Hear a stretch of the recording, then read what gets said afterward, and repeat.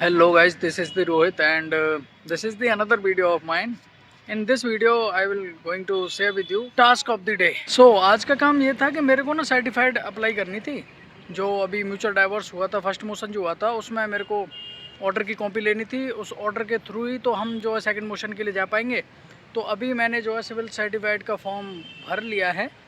इसमें एक दिक्कत आ रही थी कि जो फैमिली मैटर्स होते हैं ना, उसमें क्या होता है कि नेम शो नहीं होता, और नेम शो नहीं होता तो केस नंबर पता नहीं चलेगा, और बिना केस नंबर के आप अप्लाई कैसे करोगे, है ना। उसके लिए आपको फ़ाइल इंस्पेक्ट करनी पड़ेगी, और फाइल इंस्पेक्शन के लिए भी आपको केस नंबर चाहिए, है ना। तो ये लोचा हो जाता है।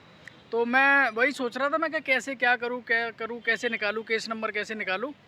क्योंकि उस दिन जो कॉज लिस्ट लगी थी कोर्ट में, उसमें भी जो है नाम नहीं थे कॉज लिस्ट में, केवल डायरेक्ट नाम से बुला रहे थे। क्योंकि रीडर की जो कॉज लिस्ट होती है वो अलग होती है, और पब्लिक के लिए जो कॉज लिस्ट होती है वो अलग होती है। तो इसीलिए ये वाली दिक्कत आ रही थी।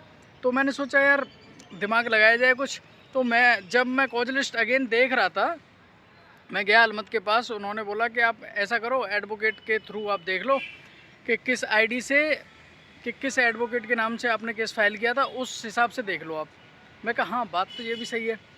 तो फिर देखा तो उसमें भी दो मिल गए मेरे को, है ना। सेम नाम से दो मिल गए मेरे ही, रोहित माथुर दो मिल गए। अब मैं फिर कंफ्यूज, मैंने फिर अलमत को पूछा, मैं कहा अब कैसे करूँ इसमें। तो again he was saying like ये देखो कि डिस्पोज कौन सा हुआ है। तो देखा तो तब जाके कंक्लूजन मिला, तब जाके केस नंबर अपना मिला, और अब जाके मैं अब फाइल करने जा रहा हूँ। बस जस्ट अभी फिल कराइए। अगर मैं बैग को दिखाऊँ तो आप देख सकते हो ऐसे भरा जाता है ये, ठीक है। 2 कॉपियाँ इसकी लगती हैं, 2 रुपये की टिकट। ये सारी चीज़ें मैं अपने कोर्स से, मैंने इंटर्न्स के लिए कोर्स बनाया था, उसमें सारी चीज़ें शेयर कर दी थी मैंने।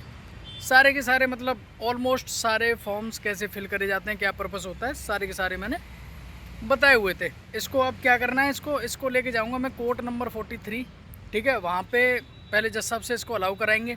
अलाउ करने के बाद में फिर जाएंगे हम इसको सबमिट करवाने, ठीक है, कॉपी एजेंसी में।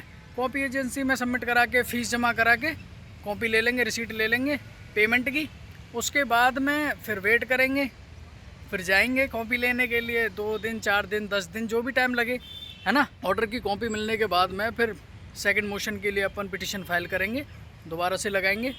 उसके बाद में अभी तक के लिए इतना ही है। मैं अभी जा रहा हूँ कोर्ट में, इसको अलाउ कराता हूँ। अलाउ करवाने के बाद मैं फिर जाऊँगा इसको सबमिट कराने।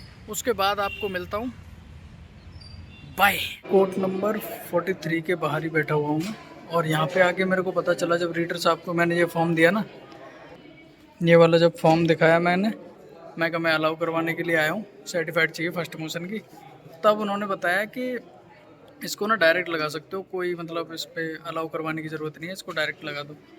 तो इसको देख कोई अलाउ नहीं किया, कहीं पे जज साहब के साइन नहीं दिखेंगे आपको। तो ये अभी मैं डायरेक्ट लेके जा रहा हूँ कॉपी एजेंसी, वहाँ पे डायरेक्ट ही सबमिट कराता हूँ, फिर आपको दिखाता हूँ, ठीक है। और क्योंकि मैं 43 कोर्ट के बाहर हूँ, देख भी सकते हो। अभी यहाँ पे अगर पब्लिक का दिखाऊँ तो लोग भी बैठे हुए हैं, but still I am making this video because मैं खुद चाहता हूँ कि मेरी ना हेजिटेशन दूर हो जाए वीडियो बनाने वाली। इधर भी बैठे हुए हैं लोग, ऐसा नहीं कि मैं यहाँ पे अकेले ही बैठा हुआ हूँ, ऐसा नहीं है।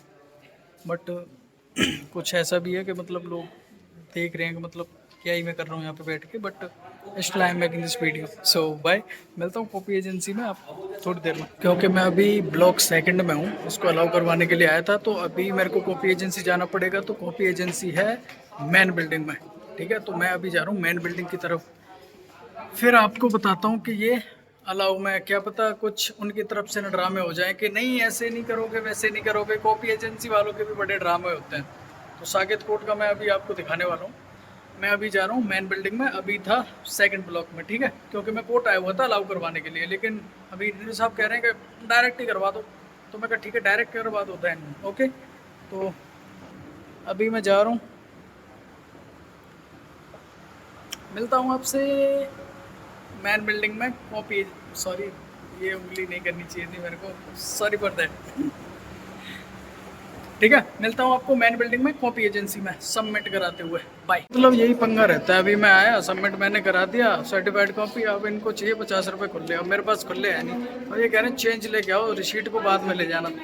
तो अभी मैं जा रहा हूँ चैम्बर दोबारा, वहाँ पे देखूंगा किसी के पास होंगे खुले, या फिर चेंज करवा के फिर मैं दोबारा आना पड़ेगा यहाँ से रिसीट लेने, या मैं आऊँगा या फिर कोई और भी आ सकता है। लेकिन 50 रुपये मिनिमम हमको जो है यहाँ पे करवाने पड़ेंगे सबमिट, तब ये रिसीट देंगे हमको। बेशक उसके 5 ही पेज मिलेंगे, ज़्यादा से ज़्यादा पेज है भी नहीं उसमें।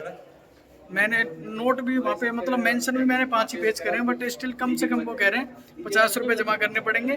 बेशक वो हम वापस आपको लौटा देंगे। मैं कहा बाद में ले लेना, कि नहीं बाद में नहीं। तो अभी मैं जा रहा हूँ चैम्बर, ठीक है, पैसे के लिए। मतलब मैं इसको जमा करा दिया फाइनली, क्योंकि मेरे पास 50 रुपये की ज़रूरत पड़ी।